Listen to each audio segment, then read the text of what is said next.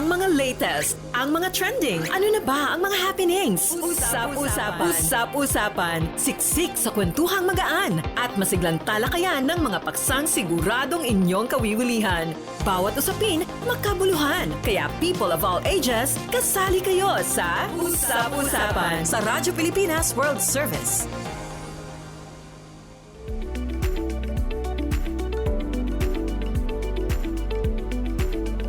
Okay, magandang araw po sa ating mga tagapakinig at tagapanood dito po sa Himpilang Radyo Pilipinas World Service. Ito po ang programang Usap-Usapan kung saan tatalakayin po natin ang syempre mga naging usap-usapan ito pong nakaraang linggo. At syempre meron din po tayong mga naihanda na mga panayam. Kaya naman antabayanan niyo po yan. Live niyo po tayong napapakinggan at napapanood dito po sa Radyo Pilipinas World Service official Facebook page at YouTube channel. Available din po tayo sa online radio o audio streaming at para po sa hindi pa nakaka-access ng ating online radio ay mangyari lamang po na i-download ang PBS Evox Receiver app. Available po yan sa Google Play Store para sa mga Android phone user at sa App Store naman po para sa mga iPhone user. Ito pa rin po ang inyong kasama sa programa, Bea Gaza de Guzman. Samahan niyo po ako sa isang oras na naman pong usap-usapan.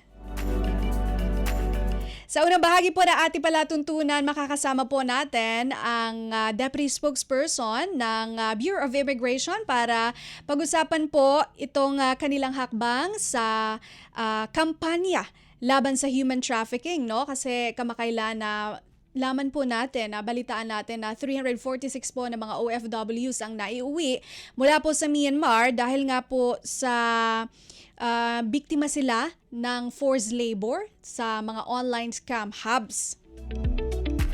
At sa ikalawang bahagi naman po makakasama natin ang isang Filipino astrologer, no? Isang dalubhasa. At aalamin natin dahil meron na naman pong Mercury retrograde ngayong November 10 hanggang kailan ba yun? November 29 yata if I'm not mistaken. At nalaman din po natin na recently ay si Sir Resty, meron po siyang tinatawag na corruption astrology na tinatawag. At this week nga, and kahapon nga lang actually ay si Congressman Zaldico ay nagsiwalat ng mga details ng budget insertions na tinatawag. At also isang malaking bahagi ng ating kasaysayan, si Juan Ponce Enrile, may he rest in peace, ay pumanaw na po. So aalamin din natin kung ano po yung kanilang astrology, no? No, may kinalaman po sa ating tatalakayin mamaya. Okay, hindi na po natin patatagalin. Eto na, kasama po natin live via phone patch ang una nating panauhin si Sir Melvin Mabulak, ang Deputy Spokesperson po ng Bureau of Immigration para i-discuss sa atin itong kanilang action plans on how to stop the illegal trafficking. Magandang araw po, Sir Melvin. Si Bea Gaza de Guzman po ito ng Radyo Pilipinas World Service. Magandang umaga po, Ma'am Bia. Magandang umaga po sa lahat ng ating nanonood, nakikinig, sumusubaybay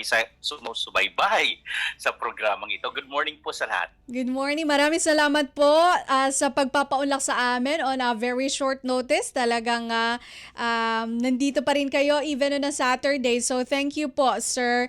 Yun nga, ito, meron kasi kami nalaman na meron na naman daw po kayong na-intercept na dating POGO worker at mga Pinoy na magtutungo sana ang mga ito sa Cambodia para magtrabaho daw sa scam hubs. Ilang Pinoy po ba itong inyong mga naharang sa Ninoy Aquino International Airport, sir? Opo, mayroon po talaga tayong naharang dito. Medyo marami-rami po ito kasi nakita po natin dito mayroon silang kasamang ang possible dito yung recruiter, nakita po natin. No? Andito sila. Kaya nangyari po ito doon sa sa NAIA, sa ating airport noong November 8 sa NAIA Terminal 3. They attempted, actually yung presentation nila, papunta sila sa Vietnam. Hindi nila sinabi na pupunta sila ng Cambodia. Initially, yung kanilang present, they are going to Cambodia to Vietnam para magbakasyon, but to find na nalaman natin during the interview na ang pakay pala nila ay doon talaga sa Cambodia yung final destination, at sila ay na-recruit para magtrabaho sa isang some call center. However, alam naman po natin eventually na itong mga nag-recruit na kasama pa nila ay actually nagtrabaho din dito sa Pogo, sa Pilipinas. Ibig sabihin po, talagang nakikita natin nung relasyon ng previous na mga Pogo workers dito na nagtra-transfer sila doon sa Cambodia. Ito po ang nakikita po natin na mga dahilan. Kasi ang naano natin dito, mga around 8 ba to? 8 sila. 1, 2, 3, 4, 5, 6, 7. Okay, 7. 1, 2, 3, 4, 5, 6, 7. Yes po. 7 po yung naano natin. Catfishing po ito, no? Papunta po ito sila ng Vietnam, ang presentation. Pero nalaman natin na ang final destination, upon thorough verification, nalaman natin na ang punta pala nila ay Cambodia para magtrabaho. At yan po ay nakakabahala. Ayun dahil nga. po, alam naman po natin, recently nagkaroon pala ng reparation na mention po nyo kanina, na sila ay nabiktima. This is modern slavery. Yes. Talagang pinapahirapan sila. Alam naman po natin sa atin na, siyempre, tayo naghahanap lang ng trabaho, mga kababayan natin, hindi nila alam kung anong nag-aantay sa kanila doon sa country of destination. Tama po kayo dyan, Sir Melvin, no? It's modern slavery. Ito pong sabi ninyo na 7 na mga Pinoy, na yung front pa nga nila ay sa Vietnam, ano? So, is it safe to say po na kumbaga aware din po sila na dadalhin sila sa scam hubs at gusto lang nilang makalusot? O biktima rin sila ng illegal recruitment? Paano po ba natin ito tutukuyin?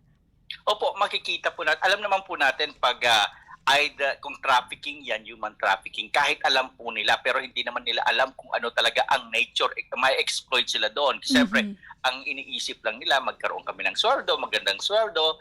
Sila po ay alam nila yung mayroon silang trabaho doon, pero hindi nila alam na sa pagdating doon, may mga quota kasi yan eh. Pag hindi mo maabot yung quota mo, pwede kang physically ma-exploit ka, yung iba binubugbog, at marami pong nangyayari dyan. Pwede itong mag-fall sa possible po ng human trafficking. However, sa tinitingnan natin, ang magdidetermine, possible illegal recruitment din, ang magdidetermine po dito ay ating IACAT, Interagency Council. Kasi after po nang na-intercept po natin doon sa ating mga paliparan, initially, nagkakaroon kami ng investigation, but yung in-depth na pag-iimbestiga, tino-turn over po natin ito doon sa ating task force sa airport, dahil andoon po yung NBI, andoon po yung fiscal, may iba't ibang mga ahensya na kung saan i-check po nila ano po talaga ang offense na nangyari. Pero nakita po natin, yung may kasama sila na isa sa mga nag-inganyo sa kanila at nag-offer sila sa kanila na sumama dahil pupunta sila ng Cambodia. Alam nila pupunta sila ng Cambodia, pero hindi nila alam ano yung magiging nature talaga ng trabaho. Alam lang nila call center, malaki yung sweldo. Ibig sabihin po, lahat nila na nag-travel dito, alam nila kung saan yung final destination. Kaya nakikita natin, even the presentation, medyo kakaiba, no? Kasi if you're going to Vietnam, usually may mga flight naman ay direct flight. Yes. Bakit dadaan ka pa ng Hong Kong? Kasi sinakyan nila isang flight, papunta muna yung Hong Kong, tapos after Hong Kong, pupunta ng Vietnam. Medyo nagdududa yung mga officers natin, no, sa ganitong pamamaraan. Kaya nga po, isa yan sa tinitingnan ano na ba yung bagong modus na rin. Parang nililito nila yung ating mga tauhan sa ating paliparan. Ayun, speaking of modus, no, Sir Melvin, kasi ang susunod ko pong itatanong sana sa inyo is kung paano natin nalalaman o nafa-flag itong kahinahinala ng mga ganito. Meron po ba tayong kumbaga checklist ng signs, sir? Meron po bang ganon? Opo. Ang ating po mga immigration officers, they are trained to detect yung mga red flags, no? Okay. Mga consistency kasi tinitingnan mo when you are at the airport immigration officer ka, you don't only look for the documents, no? Opo. You also ask question, ano ang mga circumstances. If nakita ng immigration officer that there are discrepancies, mga inconsistencies, then that would be the time na magkakaroon ng in-depth na interview. Kasi alam natin doon sa primary inspection sa immigration counter, 45 seconds lang po yun. Kaya pag nakita nila nga off to, ito yung mga red flags, bakit ito ay mga magkakasama sila. Pero when you conduct interview, hindi naman sila magkakakilala. Opo. Yun nalaman po natin. Yung iba, ang kilala lang nila isa. Pero yung mga kasamahan nila, yung 5 na iba, hindi nila kilala. May mga makikita natin during the conduct of the interview, malalaman din natin sila ay na-recruit ng former POGO worker. Yung iba naman nare-recruit dahil sa social media. Yung mga ticket nila, possibly, parang kabubuk pa lang, no? Yung kanilang travel, mga documents represent kaduda-duda. Those are the red flags na kung saan ang ating mga immigration officers ay trained to detect. Kaya, but when you speak about red flags, mga, hindi ka agad-agad yun na magkakaroon ka ng conclusion na possible sila ay illegally recruited o kaya possible victim ng trafficking. Kaya nagkakaroon ng masusing pag-i-interview muna. Kaya yan po ang ginagawa ng ating mga immigration officers doon sa counter. Very challenging sa ating mga airport, hindi basta-basta. Ayun na nga. And also, kudos, no, sa inyong pagtatrain talaga na makita itong mga to at yung pagtatanong, no, kasi sabi nyo, hindi lang tayo nagsaspot ng red flags, kung hindi, magtatanong ka rin kasi doon natin nalalaman yung pagiging critical ba, no, sa mga, sa mga ganito.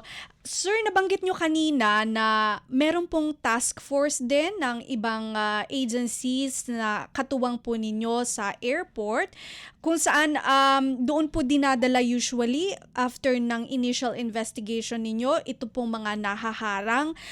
For example, dito po sa pinaka-recent, doon sa 7 po na meron silang escort na dati nagtatrabaho sa POGO, yung po bang ex-POGO worker na ito, meron po siyang pananagutan after po nung pagharang ninyo, ano na po yung mangyayari sa kanya? Opo, sa atin po kasing sa programa ng ating gobyerno against sa trafficking, nag-create talaga to ng council, yung Interagency Council Against Trafficking. At sa bawat paliparan, lalo na dito sa malalaking mga airports dito sa Manila, mayroon task force, the IACAT task force dito sa NAIA. Ito po ay comprised ng iba't ibang ahensya. Kaya nga po, pag makita po natin na may possible na case ng trafficking or illegal recruitment, sila po ay ini-endorse po natin para masawatan natin or even mahuli po natin yung mga utak na ito. At dito po sa kasong ito, may nakita natin na isa sa nag-recruit, nag-inganyo na sumama sa ating initial na sa tingin, mayroon siyang pananagutan, but basically the final determination po nito yung ating mga fiscal na andoon. Okay. Kasi alam naman po natin na kung nagre-recruit ka man na wala kang lisensyang tama, at the same time yung trabahong pupuntahan ay kaduda-duda naman, hindi yan registered sa ating gobyerno, siya po ay possible mag-fall sa illegal recruitment. Kasi sa atin po sa Pilipinas, if you are working sa abroad, Filipino, mayroon po tayong proseso. Dumadaan po sa mga tamang ahensya ng gobyerno, under po yan sa DMW, no? Department of Migrant Workers, dahil sa kanila po yung PUAA. Ibig sabihin po, hindi lang po basta-basta ang mag-inganyo, mag-recruit sa mga kababayan natin sa ibang bansa. kasi dito po nakikita natin sa spike sa number po ng mga nire-repat natin na mga biktima ay karamihan sa kanila lumabas ng bansa dahil sila ay na-recruit online. Hindi sila dumaan sa tamang proseso kaya sila ay nabibiktima. And Sir Melvin, speaking of tong mga biktima, paano po natin sila matutulungan? May mahahakbang po ba tayo para matulungan na makaiwas na po sila sa ganitong scheme? Opo, sa ating pong council din, sa task force natin, kasama po doon, whole government approach po ito at ibang ahensya yung andoon. May mga programa po ito, just like sa mga dumating na naripat upon arrival, DSWD andoon, may mga programa, even the TESDA is a member ng council, kasi kailangan po may reintegrate din sila after dumana sila sa isang exploitation. At the same time din po, yung ating mga kabayan na ating na-rescue even before the depart, tinitingnan din po yan ng DSWD at ibang ahensya ng kung ano ang pwedeng maitulong. Yan po ang isang problema kasi sa trafficking. We should not wait na makapunta pa sila ng airport po, no? Ang even dapat sa community pa lang natin. Kaya nga yung council, kasama din po dito yung DILG para sila naman ang may hawak sa ating mga LGUs sa community pa lang. Nalalaman na po natin kung mayroong mga recruitment. Ibig sabihin, the intervention starts even from the beginning up to the end, no? Pero hoping na hindi na sila mabiktima, na na-prevent natin, hindi na sila makapag-depart. Kaya talaga pong malaking problema ito. However, it becomes, nagiging mas magaan sa atin dahil nagtutulong-tulong yung ating mga ahensya ng gobyerno. Ayun, talaga naman intervention, no? Para sa mga nare-rescue bago pa man pumunta o makarating doon sa ibang bansa, intervention po. Para naman po doon sa mga pinagdaanan na yung forced labor or yung illegal recruitment, reintegration naman daw ang program. Yan. Bigyan din lang po natin yun kasi ang sabi po na ni ang inyong boss, Bureau of Immigration, BI Commissioner Joel Anthony Viado, kabahagi po ang inyong ahensya sa layunin ng Pangulo ni Pangulong Ferdinand R. Marcos Jr. na wakasan nga po itong human trafficking at mas lalo pa po itong na-highlight dahil nga po dun sa ang dami, 346 na mga OFWs na biktima ng forced labor dito sa scam hubs. Ano-ano po ba yung mga nakalatag na aksyon ng Bureau of Immigration para labanan po itong human trafficking at siguro yung transnational crimes na rin po, sir? Opo, sa atin po talagang pinagtutuon ng pansin natin po, napaka-importante din yung coordination din ng ibang ahensya kasi doon po nakita natin yung iba hindi dumaraan sa mga formal ports of exit. Pumupunta sila minsan sa mga backdoors, no? Yes. Na kung saan napakalawak naman po yung coastline ng Pilipinas at hindi po yan mababantayan ng isang ahensya lang. Lahat nagtutulong-tulong. If we go into the mga success stories na rescue ng ating gobyerno, karamihan po sa kanila na rescue ng iba't ibang mga ahensya from the PNP, from the NBI, even the DMW na kapag rescue sila yung ating Coast Guard. Pero pag na-rescue sila, kagad-agad po nagkakaroon ng coordination with Bureau of Immigration at ibang mga ahensya na kasama sa council. Ang key natin dito is more on coordination with other agencies. Yan po ang gusto nating ma-emphasize. Parang whole of government approach nga tinatawag nila, no? Sa lahat ng ating agencies ay nagtutulong-tulong para dito. Meron po kasi kami nakita din, Sir Melvin, alam ko parang trainer din po kayo eh. So itanong ko na rin to, kasama po ba sa action ng inyong agency yung napaulat na training ng mga personnel ng Bureau of Immigration Wardens Facility? Kaugnay nga po nito ating fight against human trafficking, sir. Opo, kasama din po yan. Basically, yung ating warden naman, yung facility is more for the foreign national na dinedetain dahil mayroon siyang immigration violations. We have to understand, magkaiba po yung ang immigration violation is more administrative. Mhm. Kaya kahit ganun pa man nakadetain sila, dapat din yung ating mga tauhan ay alam din yung kanilang ginagawa, alam nila yung parameters, alam nila yung tungkulin. Because we have to understand that even those people na nakadetain, they also deserve to be respected na naayon kung ano yung kanilang mga karapatan. Kaya napaka-importante po. Nagkaroon po tayo nito sa November 13 na inattend po ng ating 40 yung sa personnel na naka-assign doon sa Warden's Facility nang nagkaroon ng training at doon na pumunta pa yung ating yung chairperson ng Commission on Human Rights sa kagalang-galang na chairperson Richard Palpal Latok at kasama ang naging concern na division po natin ay ang ating Human Resource and Development Division at napaka-importante po ito na dapat yung ating mga tauhan din ay alam at ginagawa yung kanilang trabaho ng tama na may pagrespeto din sa mga integridad at dignidad ng mga kahit ito ay nakabiolate pero we have to ensure na ang ginagawa natin ay naayon sa batas. Ayun, napakaganda, no? Ini-equip natin ang ating mga Bureau of Immigration personnels, lalo na po itong mga may hawak ng warden facility, no? Na bagamat sila po ay nanghuhuli ng mga lumalabag sa batas, ay binabalanse rin po yung pagrespeto sa karapatang pantao, no? Napakagandang Yes, mensahe from Sir Melvin. Speaking of foreign nationals na talagang lumalabag po, meron pong pinaghahanap daw po kayo dyan sa Bureau of Immigration na American fraudster na hindi raw po properly na turn over sa inyo kahit po may final deportation order na po ito. So nahanap nyo na po ba si American fraudster? Ito ay ongoing, no, at alam naman po natin dapat magkaroon talaga ng coordination. Iyang ini-emphasize namin na kahit ang isang dayuhan na nakabiolate sa maybe sa other offenses na hindi immigration, pero kung mayroong existing na immigration cases, dapat hindi yan po ay tino-turn over sa ating ahensya kasi mayroon din siyang na-violate na immigration violation.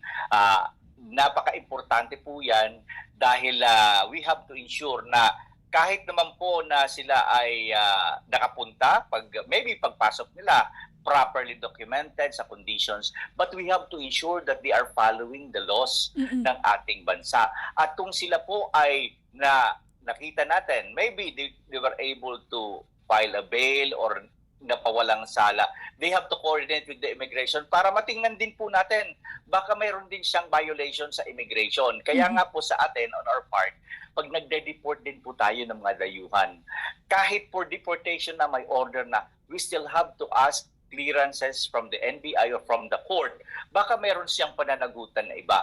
We have to ensure that they are accountable to their actions. Sa ganitong kaso po, yan po tinitingnan po natin na ang nakita natin dito, this happened in I think in Subic pa, in Olonga po. Yes. We are coordinating din as well kasi yung ating ahensya, mayroon din tayong fugitive search unit na create, tinalaga po dyan para hanapin kung mayroong mga fugitive. Pero kung wala man, andin din po yung ating intelligence division. And they are conducting as well yung paghahanap na ito. But rest assured po sa ating pong mga kababayan na kung mayroon man kayo nalalaman na mga possible, mga hindi lang sa ganitong kaso, na you have to inform the immigration and we can be able to deploy ng mga tauhan para ma-check po. Ayun. And sir, may isa pa akong tanong bago ang inyong final message kasi nakakakita ko lang nito before the program. Yung Bureau of Immigration daw po may modernization na bill na para po sa pagpapahusay palalo ng inyong ahensya. Nasaan na po kaya itong bill na to? Malapit na po ba itong maisabatas? Opo, no. Alam po ninyo, isa sa mga priority bills naman yan na dinirect ng ating mahal na Pangulo para pabilisin. Alam po natin na as early as 2007, ang immigration ay naghahangad na magkaroon ng bagong immigration law, no? Dahil ang ating sinusunod na batas ng immigration ay 1940 pa po ito. Ibig sabihin, old siya. Yes po, napakatanda na. Parang Alam World niyo War po- II pa to ah. Yes. Alam naman po ninyo kung ang batas ay ginagawa, yun po ay naayon kung anong pangangailangan ng panahon na iyon. At Yes. alam po natin, 1942, ibig sabihin, even before 1940, nagkakaroon na doon siya ginawa talaga, pinormulate. At that was, World War II pa yun. Yes. At ang mode of transport pa noon ay by ship pa yun, no? Oo, Sea vessels. barko, opo. Hindi pa aeroplano yon. At seldom di use pa yun. Wala pa yung mga technology na di katulad na ngayon, super bilis na, no? Kaya nararapat na po talaga na magkaroon ng bagong immigration law at nagpapasalamat tayo doon sa ating mga congressmen because sa lower house po naaprubahan na po yung ating bill para magkaroon tayo ng panibagong batas na kung saan makakatulong po ito para makaagapay tayo at makarespond sa pangangailangan ng panahon.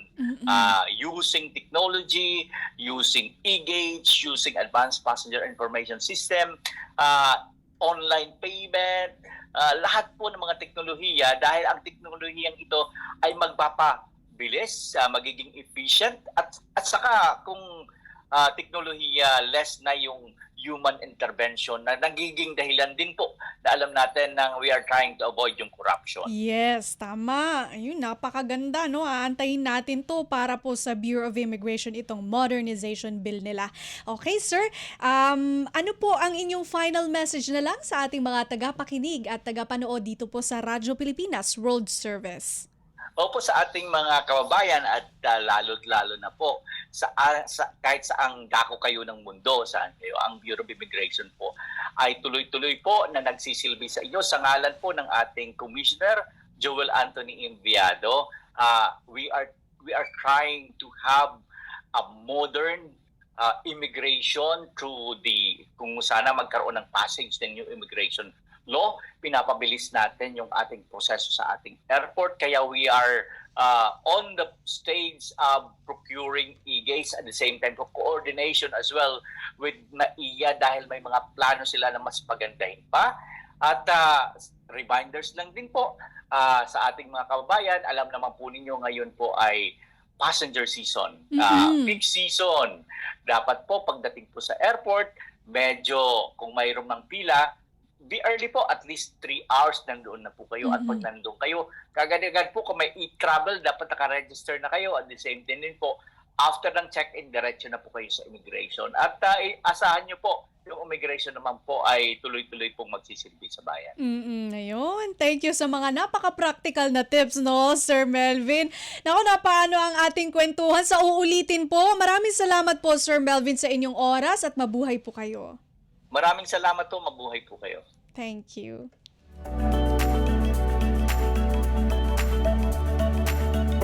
Okay, yan po ang ating Deputy Spokesperson ng Bureau of Immigration, si Sir Melvin Mabulak. At mamaya sa ikalawang bahagi ng ating palatuntunan ay makakausap na po natin ang ating dalubhasang astrologer na si Resty Santiago. Sa pagbabalik po iyan ng ating palatuntunang usap-usapan, narito muna ang mga paalala. Mabilis ang trivia, dagdag talino.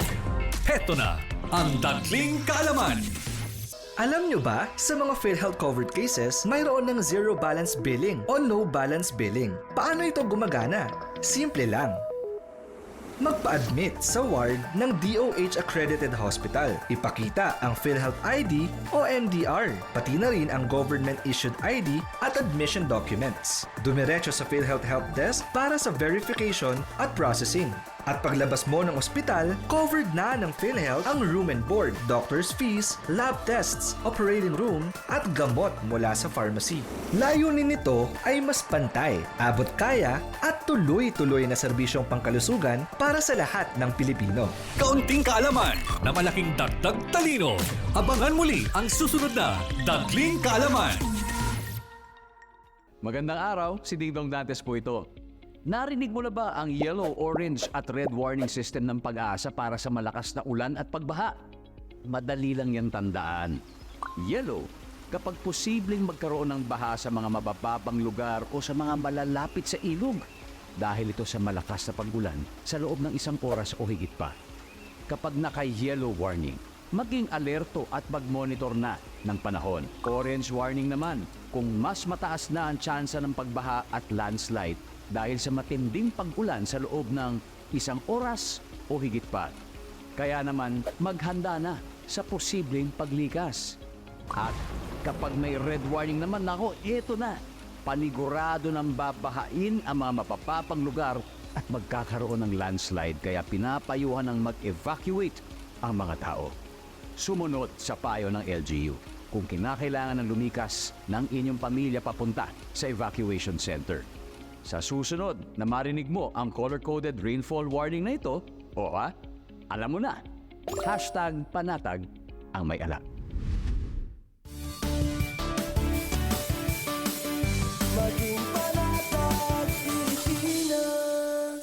Mas pinadali na ang government transactions sa tulong ng eGovPH Super App. Pwedeng-pwede mo nang magawa ang lahat ng ito. I-download ang eGov app sa iyong smartphone o tablet mula sa App Store o Google Play Store. Pagkatapos, ilagay ang iyong mobile number at i-authenticate gamit ang one-time PIN o OTP para marehistro ang iyong account. Saka ilagay ang iyong mga pangunahing impormasyon at kumpletuhin ang facial recognition technology para sa verifikasyon ng iyong pagkakakilanlan. Para sa mas mabilis at mas maayos na serbisyong panggobyerno, gamitin na ang eGovPH Super App. Anong latest? Usap-usapan. Dito sa Radyo Pilipinas World Service. Nagbabalik po ang programang Usap-usapan. Ito pa rin po ang inyong kasama, Bea Gaza de Guzman. Napapakinggan at napapanood po tayo sa Radyo Pilipinas World Service official Facebook page at YouTube channel. At syempre, available na rin po tayo sa audio streaming at online radio. Yan. So, para sa mga wala pa nito, maaaring i-download po ang Evox PBS Receiver app sa Google Play Store para po sa mga Android user at sa App Store naman po para sa mga iPhone user. Siyempre, paki-like and subscribe na rin po ang aming official Facebook page, Radyo Pilipinas World Service, maging yung aming YouTube channel, Radyo Pilipinas World Service. Okay, so sa pagpapatuloy po ng ating palatuntunan ay pag-uusapan naman natin itong Mercury retrograde at bakit worried naman ang ilan sa ating mga kababayan pag naririnig ito o yung mga medyo gets na ito. Pero para sa mga hindi pa nakaka-gets, ay yan ang ating tatalakayin. At kaugnay na rin yan ng sinasabi ng ating panauhin na astrology of corruption. No? Napaka-interesting na topic nito. I-welcome na po natin live via Zoom si Sir Resty Santiago, isang dalubhasang astrologer. No? Magandang araw po sa inyo, Sir Resty. Si Bea Gaza de Guzman po ito ng Radyo Pilipinas World Service. Good morning, Bea. Thank you for having me back dito sa Radyo Pilipinas. Yes, and thank you rin po. Nako, at kami ay talagang suki ka na namin dito, sir. Dahil ito nga, ang aming unang katanungan na Mercury retrograde na naman daw po ngayong November 10. Actually, nag-start siya November 10 and until November 30. So, sir, pwede po ba, please educate us, ano po ba itong Mercury retrograde at bakit medyo nag-aalala po ang ilan sa mga Pinoy pag naririnig nila ito? Yes, oo. So, Mercury retrograde, isa itong tinatawag na apparent backward movement ng mga planeta including Mercury na kung saan astrologically speaking nagkakaroon ng mga epekto sa buhay natin, sa let's say sa personal lives, sa mga even sa mga movement ng technologies or even political development. So parang Yes. Mercury somehow affects all of us, although iba-iba ng intensity at hindi naman ito dapat katakutan. Okay. So Rusty, yung Mercury retrograde po ba, ilang beses po ba ito nangyayari sa isang taon? It recurs, no, 3 times a year, so hindi ito bago, no. So we experience this regularly, Okay. 3 times a year, no. So ang astrology kasi parang pinag-aaralan niya yung patterns, no. So may nakita tayong mga patterns na pagka Mercury retrograde, na for example, no, yung mga giant tech and telecoms companies, even Facebook, Tesla, etc., no, Yes. nagkakaroon ng parang glitches, no? We have seen this, no? You can look back sa past 5 years, no? So at the time of Mercury retrograde, merong mga ganyang nakikitang effects, no? Kaya we take note of it, no? Na, para hindi naman para manakot, it's more on malaman natin na kailangan palang maghinay-hinay muna. Para kumbaga ito ay mga guidelines, ano, parang educated na mga kumbaga tips, no, para tayo ay makaagapay. So speaking of Sir Resty, totoo daw po ba na kapag Mercury retrograde mayroong mga hindi nangyayaring maganda sa atin?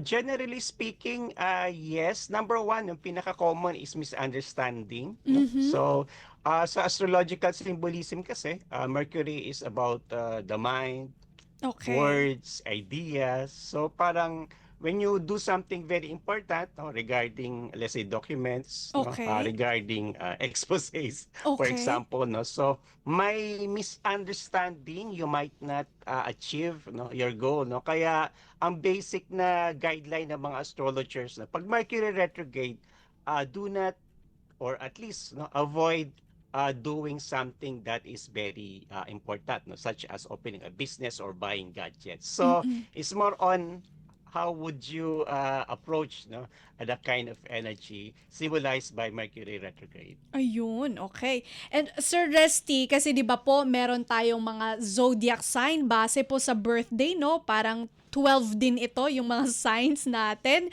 Meron po bang epekto ang Mercury retrograde? Depende po sa zodiac sign ng tao? Oo. Well, yes, no, we can say that, no. Although dalawang bagay kasi yung paggamit, no, ng concept na to. Number one, yung sa activities, no. Okay. Doing activities, we call that election astrology. So as much as possible nga, avoid major things. Pagka may mga kontrata, double check Okay. the details of the contract. Do not buy gears, gadgets, no, mga machineries, no, during Mercury retrograde. That's for yung electional astrology. Ngayon, as a forecasting tool, Mercury retrograde, no, doon na lang sa pinakasimple, no. Okay. Pag Mercury is retrograde, somehow merong misunderstanding sa iba-ibang areas, no, ng buhay ng tao, no. So for example, ngayon Mercury is in Sagittarius, no? So Okay. mas tatamaan ang mga taong may Sagittarius sa charts nila na ng Mercury retrograde. Anong ibig sabihin nun? Yun nga, no, may misunderstanding pagka Mercury is in your sign or whatever ang tawag doon, house, no, in your chart, no. So kung gusto mo isa-isahin natin, natin 12 Sige signs? po, kahit rundown lang po nung signs or house Okay, yun, okay. sabi nyo. So we call that, no, yung una nga Sagittarius, no. So that's the first house. Next is, for example, pagka ang sign mo or ascendant sign actually ay Capricorn, nasa subconscious mind mo, so maaring may mga lumalabas na emotions na hindi mo maintindihan, no? Kung Aquarius naman yung ascendant sign mo, yung misunderstanding tatama, no, sa area of friendship, no.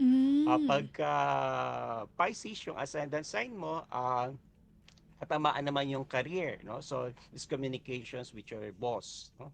Pag Aries, no, most likely misunderstanding regarding your ideas or your religious or political beliefs.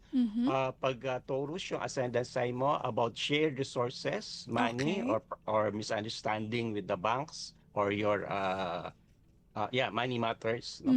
Pag Gemini naman, misunderstanding, no, sa relationship.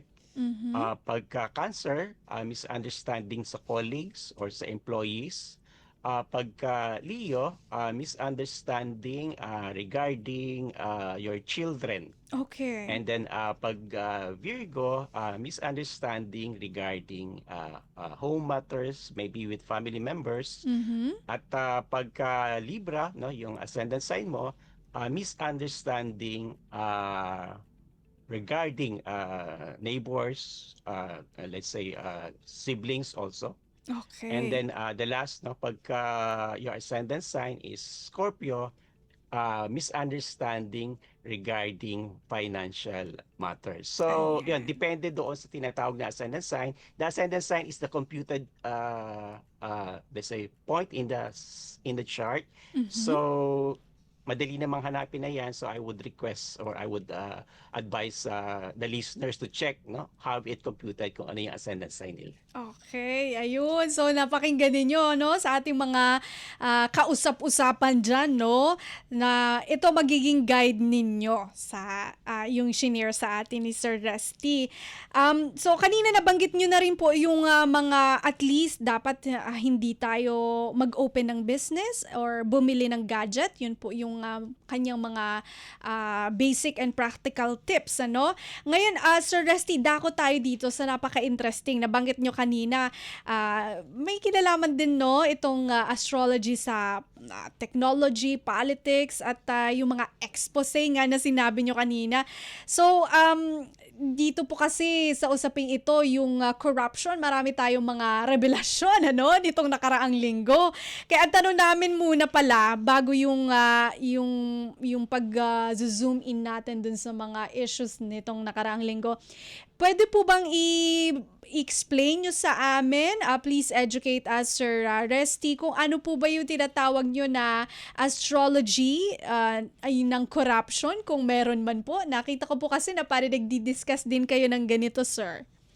Oo, oo. So, bilang isang concerned citizen, ano, at isang astrologer, no, so kumbaga binigyan natin ng panahon na pag-aralan, no, yung mga nangyayari, no, at naghahanap nga tayo ng pattern sa astrology using the planetary movements, no. Yung planets kasi or yung astrological concept is parang what is happening above in the sky with the planets is also reflected, no, in what is happening in our lives or the country for this purpose, no. So para siyang gigantic cosmic clock na kung paano yung pag-ikot ng planeta, may corresponding ikot din, no, sa mundo natin, no. So anyway, ang nakita kong pattern is that yung mga, let's say, institutions, no, or even personalities, no, na involved, no, according sa mga naihayag na, no, sa news. Yes.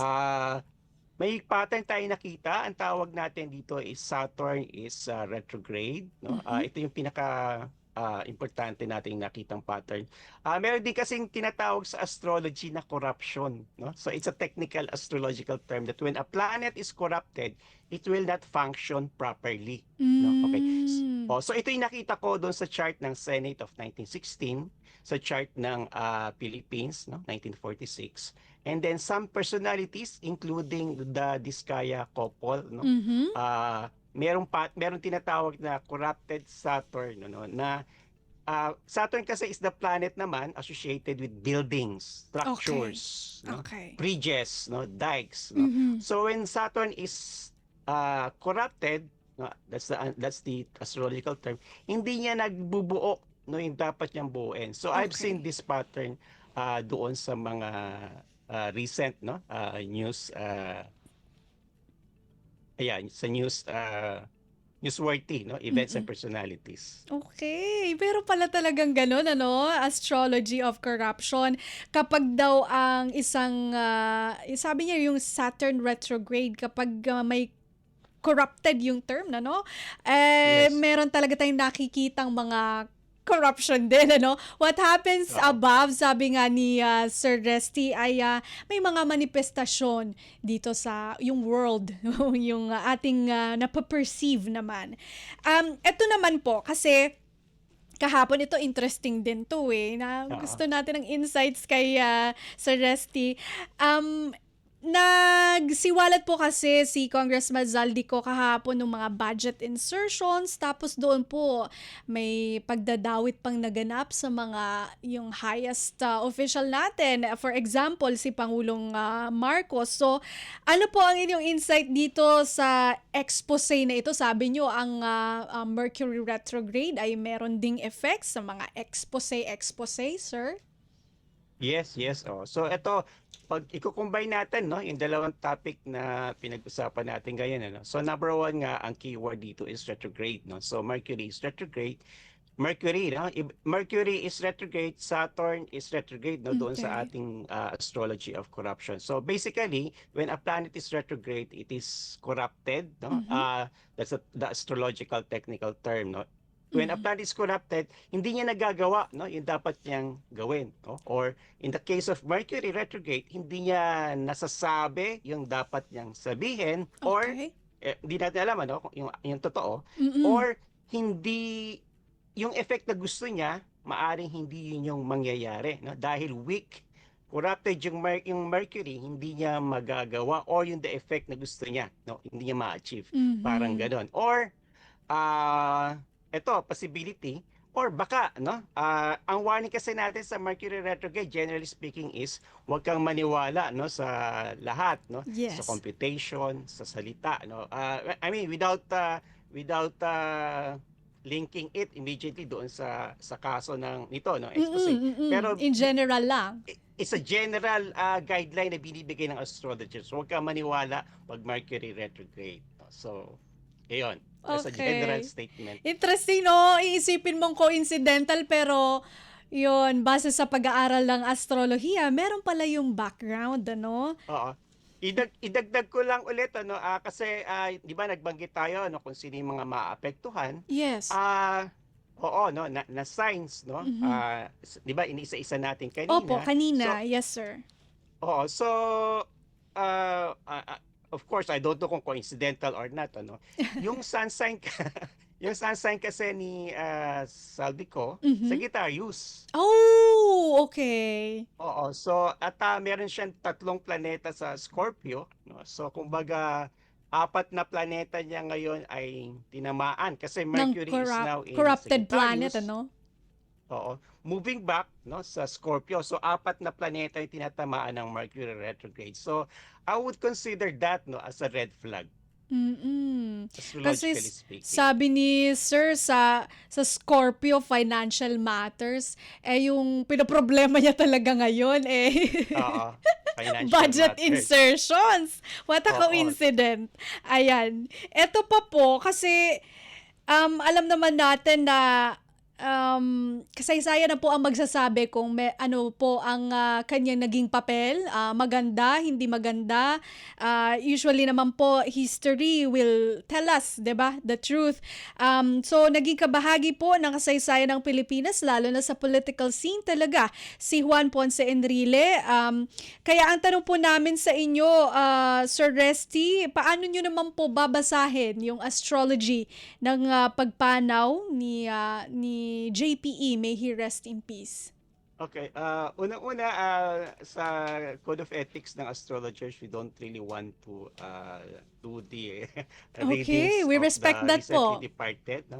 We respect that. No? Although, just to give you a very siguro obvious answer, no? Which astrologers actually we want to emphasize that, no, not everything is kumbaga astrological. This one is a fact of life, and Okay. then talaga namang matanda na siya, so I think it's a natural phenomena, no, na ingat, astrology kasi is not is also linked, no, with natural laws, no? So I think it's a natural process, no, that everyone undergoes too. Opo. Yun, tama naman po. Ang astrology ay follows natural laws, and syempre yung mga kaganapan na ganito ay inire-respect Natural. din po natin, no? And also follows natural laws din. Tama po si Sir Resty. Okay, so Although, i-clarify ko lang sandali, no? Yes po, go ahead. Ang tawag natin dito ay sa para mga hidden natural laws kasi hindi siya considered no, as a science. Opo. Okay, no? So, ang dami po nating natutunan na insights kay Sir Resty. Hinggil nga po dito sa Mercury retrograde. Ano po yung mga dapat nating iwasan? And also, mga pagpapaliwanag po sa mga kaganapan ngayon na ito naman po ay mga kumbaga sa perspective po ng astrology. Ang inyong final message na lang po sa ating mga tagapakinig at tagapanood dito po sa Radyo Pilipinas World Service. Yeah, thank you again, Bea and Radyo Pilipinas. No? The next retrograde is February 26 to March 21. Okay. Thank you. Thank you po, Sir Resty, sa inyong oras. At naway hindi po ito ang una or yung huli natin pag-uusap, no? Kasi sabi ko nga, si Sir Resty naging guest na rin po ng usap-usapan. Thank you so much po sa inyong oras at mabuhay po kayo. Thank you.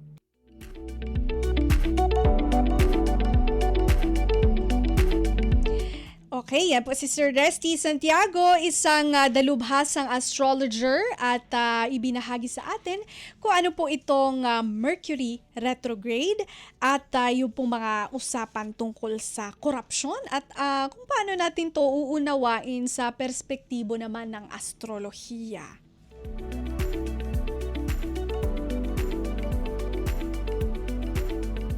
Okay, so public service announcement muna tayo bago tayo magpaalam, no? Kasi ito po nalaman natin na actually na iulat na natin ito kahapon na meron pong 3-day prayer rally na magaganap po ngayong November 16, 17, and 18, ano?